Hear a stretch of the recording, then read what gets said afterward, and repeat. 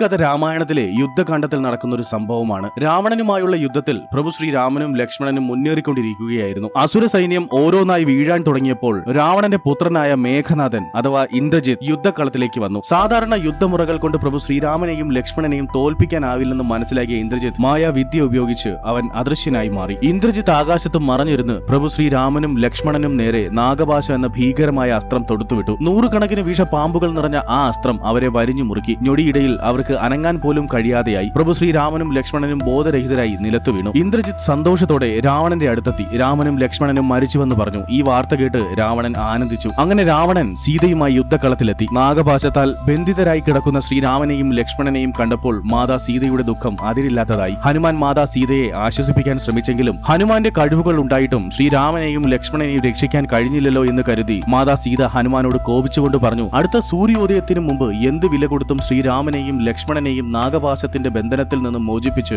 യുദ്ധക്കളം രാമന്റെ വിജയാഘോഷങ്ങളാൽ മുഖരിതമാകണമെന്ന് മാതാ സീത ഹനുമാനോട് ആവശ്യപ്പെട്ടു. അല്ലെങ്കിൽ താൻ ജീവൻ വെടിയുമെന്ന് അവൾ ശപഥം ചെയ്തു. മാതാ സീതയുടെ വാക്കുകൾ കേട്ട ഹനുമാൻ വിഷമിച്ചെങ്കിലും അചഞ്ചലമായ ഭക്തിയോടെ മാതയുടെ ആജ്ഞ നിറവേറ്റാൻ അവൻ തീരുമാനിച്ചു. പ്രഭു ശ്രീരാമനെയും ലക്ഷ്മണനെയും നാഗപാശത്തിൽ നിന്ന് മോചിപ്പിക്കാനുള്ള വഴി തേടി അവൻ എല്ലാ ശക്തിയും വിവേകവും ദൃഢനിശ്ചയവും ഉപയോഗിച്ചു. എന്നാൽ രാത്രി കടന്നുപോയി. പുലർച്ചെയായിട്ടും ശ്രീരാമജയം എന്ന വിജയ ശബ്ദം മാതാ സീത കേട്ടില്ല. ദുഃഖം താങ്ങാനാവാതെ അവൾ ജീവൻ വെടിയാൻ തയ്യാറെടുത്തു. ആ അവസാന നിമിഷമാണ് ഹനുമാന് മനസ്സിലായത് നാഗപാശത്തെ നശിപ്പിക്കാൻ കഴിവുള്ളത് ഗരുഡന് മാത്രമാണ്. അങ്ങനെ ഹനുമാൻ ശക്തനായ പക്ഷി രാജാവായ ഗരുഡനുമായി തിരിച്ചെത്തി. ഗരുഡൻ യുദ്ധക്കളത്തിലേക്ക് പറന്നിറങ്ങി. ഗരുഡന്റെ വരവ് കണ്ടപ്പോൾ നാഗപാശത്തിലെ എല്ലാ സർപ്പങ്ങളും ഭയന്ന് പിൻവാങ്ങി. നിമിഷങ്ങൾക്കകം നാഗപാശം നശിച്ചു. ഗരുഡൻ തന്റെ ചിറകുകൾ കൊണ്ട് വീശിയപ്പോൾ പ്രഭു ശ്രീരാമനും ലക്ഷ്മണനും പൂർണ്ണ ആരോഗ്യത്തോടെ എണീച്ചു. യുദ്ധക്കളം ശ്രീരാമജയം എന്ന വിജയാഘോഷത്താൽ മുഖരിതമായി. ഇത് കേട്ടപ്പോൾ മാതാ സീതയുടെ കണ്ണുകൾ സന്തോഷത്താൽ നിറഞ്ഞു. ഒരിക്കൽ കൂടി തന്റെ രാമദാസനായ ഹനുമാൻ തന്റെ വിശ്വാസത്തെ ഉയർത്തിപ്പിടിക്കുകയും തന്റെ പ്രതീക്ഷയെ സംരക്ഷിക്കുകയും ചെയ്തു. ശ്രീരാമന്റെയും ഹനുമാന്റെയും ഈ കഥ നിങ്ങൾക്ക് ഇഷ്ടമായാൽ ലൈക്ക് ആൻഡ് സബ്സ്ക്രൈബ് ചെയ്ത് കമന്റ് ബോക്സിൽ